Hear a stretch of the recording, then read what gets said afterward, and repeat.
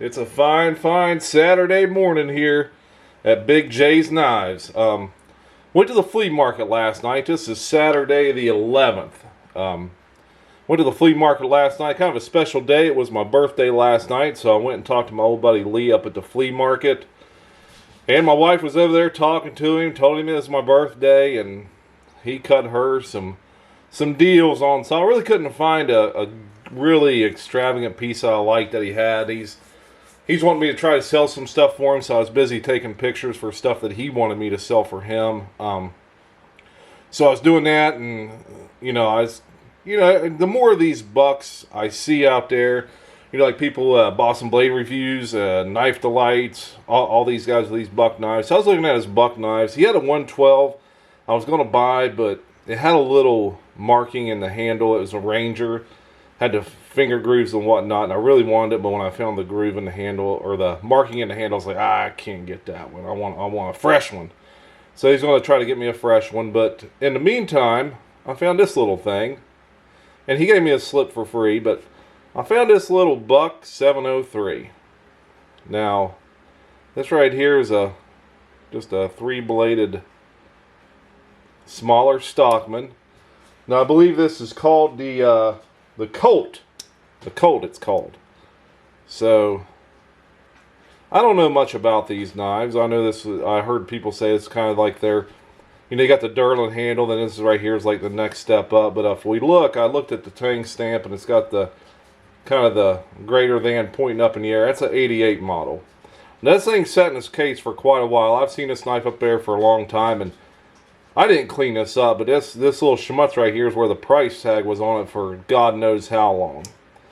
Now, in my live chat, maybe last week or the week before, we were talking about blade rub on Case Stockman, and I don't even know if he knows I seen this, but Mr. Knife Delight said, hey, that don't happen on Buck Stockman because they got a 3-spring setup on their Stockman, and yes, they do. So I even checked that last night. We got the spring for that one. And you got the spring for that one. So then we need to, let's get the middle one here. There it is. And you got the middle one riding on that spring. So 3-spring setup. There's no blade rub on these. The blades are actually in pretty good shape. Do have a hollow grind on these blades. If we look at the spay and the sheep's foot, nice hollow ground blades. Got a nice look about them. And this is a nice little gentleman's carry knife. And one thing that's different on this, it's got the, your nail nick pointing down up here. Easy to get a hold of. Nice spear point blade right there like that. Hollow ground again. But all in all, just a nice little clean knife. I'm not going to lie, he gave my wife a pretty good deal on that little sucker right there. That knife right there, it's 3 1/4 inch closed. It's got the clip, sheep's foot, and spay blades, hollow ground, of course. But there's a series of these. Now, we got the smallest, I think, is a 705. It's a pony. The 709's the yearling. Those both are 2-blade, smaller knives. The 704 is a little bit larger. It's called the Maverick, and it's just a 1-blade knife. This one right here is a 703 Colt. 3-blade Stockman, the smaller Stockman. But the 701 is a little bit larger, and it's called the Bronco, and it's a 3-blade larger Stockman. So I just did a little research before. I think Slip Joint Guy had that video up that I learned that from, so go check his stuff out.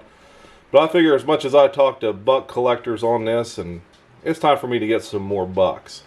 Now this thing, it does need cleaned up. I ain't touched this thing. This thing, he gave this to my wife right here like this, and he gave her a smoking deal because I help him sell a lot of knives, and I buy a lot of knives from him. So he gave me that and that little slip right there. He gave it to her for like 20 bucks, which is a hell of a deal. And then she bought her some more of these. She loves these more knives, and she gave one to me. And I've got all kinds of them, but I guess she thought I needed another one, so she picked up 2 of those. She spent $40. She got 2 of those more knives and this little buck with the velvet. I don't know. I guess it's velvet. Hell, I don't know what that's made out of. But it's nice. And for $20 for this right here, You can't beat it. Just I got to get that off there. I'll use some wax or something and try to get that off there without marring up the wood at all. And if you look at the back springs on this thing, no gaps, very clean little blade.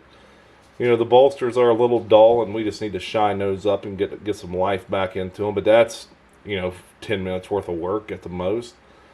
You know, and smooth transitions from the wood to the bolsters. You know, just very, very smooth transitions. Very surprised by this little knife. You know, I don't buy a lot of bucks, but it's time for me to expand my horizons, and we'll just see how much this little thing weighs. We'll see. Let's put her on ounces. Big J, 2.3 ounces, and 65 grams for that little blade. Not bad at all.